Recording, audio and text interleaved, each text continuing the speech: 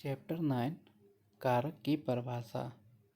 कारक का अर्थ होता है किसी कार्य को करने वाला, यानी जो क्रिया को करने में भूमिका निभाता है वह कारक है। उदाहरण: पहला, वह रोज सुबह गंगा किनारे जाता है। वह पहाड़ों के बीच में है। नरेश खाता है। सूरज किताब पढ़ता है। अर्थ के आधार पर कारक 8 प्रकार के होते हैं: कर्ता कारक, कर्म कारक, करण कारक, संप्रदान कारक, संबंध कारक, अपादान कारक, अधिकरण कारक, संबोधन कारक। कर्ता कारक। पहला, जो वाक्य में कार्य को करता है वह कर्ता कहलाता है। कर्ता वाक्य का वह रूप होता है जिसमें कार्य को करने का पता चलता है। कर्ता कारक का विभक्ति चिन्ह ने होता है। कर्ता कारक के उदाहरण: मेरे मित्र ने आज यह खिलाया था। रामू ने आज गाड़ी चलाई थी। टीचर ने आज मुझे पीटा था। सुरेश ने आज केला खाया था। दीपक ने आज सुबह बादाम खाए थे। दीपक ने आज सुबह बादाम खाए थे। कर्म कारक वह वस्तु या व्यक्ति जिस पर वाक्य में की गई क्रिया का प्रभाव पड़ता है वह कर्म कहलाता है। कर्म कारक का विभक्ति चिन्ह को होता है। कर्म कारक के उदाहरण: राम ने रावण को मारा। रमेश ने राधिका को तमाचा मारा। माँ ने अपने बच्चे को दूध पिलाया। कुत्ते ने मेरे दोस्त को काट दिया। राम ने घोड़े को पानी पिलाया। करण कारक जिस रूप से क्रिया के करने के साधन का बोध हो उसे करण कारक कहते हैं, यानी जिसकी सहायता से किसी काम को अंजाम दिया जाता है वह करण कारक कहलाता है। करण कारक के 2 विभक्ति चिन्ह होते हैं, से और के द्वारा। करण कारक के उदाहरण: राम ने रावण को बाण से मारा। लेटर को पेन से लिखा गया। राधा ने रोहन से काम करवाया है। राहुल सारा ज्ञान न्यूज़पेपर से लेता है। राधिका ने प्रियंका को डंडे से मारा। संप्रदान कारक संप्रदान का अर्थ देना होता है। जब वाक्य में किसी को कुछ दिया जाए या किसी के लिए कुछ किया जाए तो वहाँ पर संप्रदान कारक होता है। संप्रदान कारक के लिए विभक्ति चिन्ह के लिए या को है। उदाहरण: मम्मी राहुल के लिए खाना लेकर आओ। पापा राधा के लिए नई गाड़ी लेकर आओ।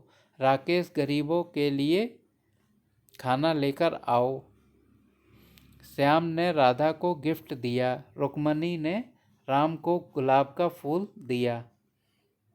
अपादान कारक जब संज्ञा या सर्वनाम अपादान कारक जब संज्ञा या सर्वनाम के किसी रूप से अलग होने का बोध हो वह अपादान कारक होता है। अपादान कारक का भी विभक्ति चिन्ह से होता है।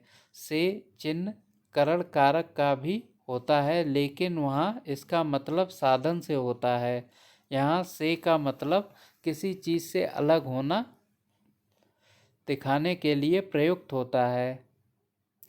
राम बिल्डिंग से गिर गया। चूहा बिल से बाहर निकला। चंद्रमा सूर्य से काफ़ी दूर है। बिजली के तार खंभे से नीचे गिर गए। राधा के हाथ से रोटी गिर गई। मेरे हाथ से कल मोबाइल गिर गया।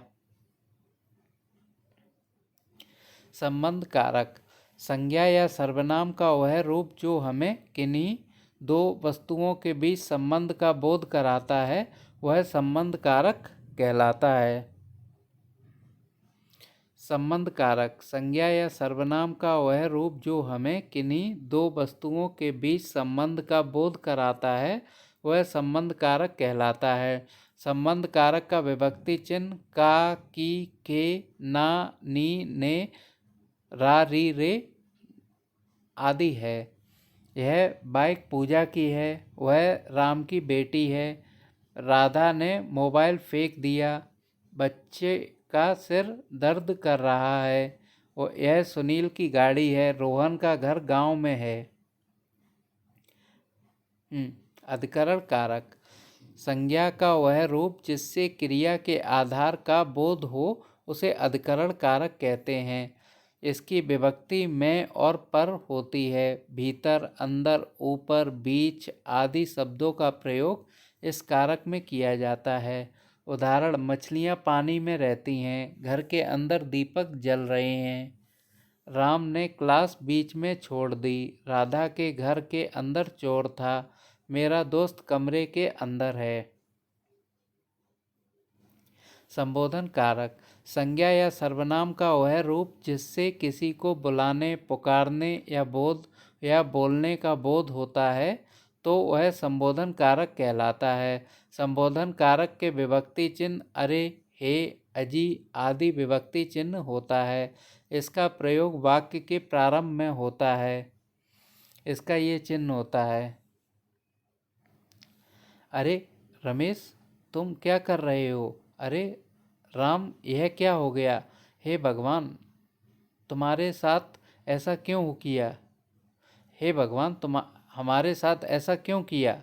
अरे बच्चों, इतना शोर क्यों मचा रहे हो? अरे तू इतना बड़ा हो गया क्या? Please like and subscribe my channel. Thank you.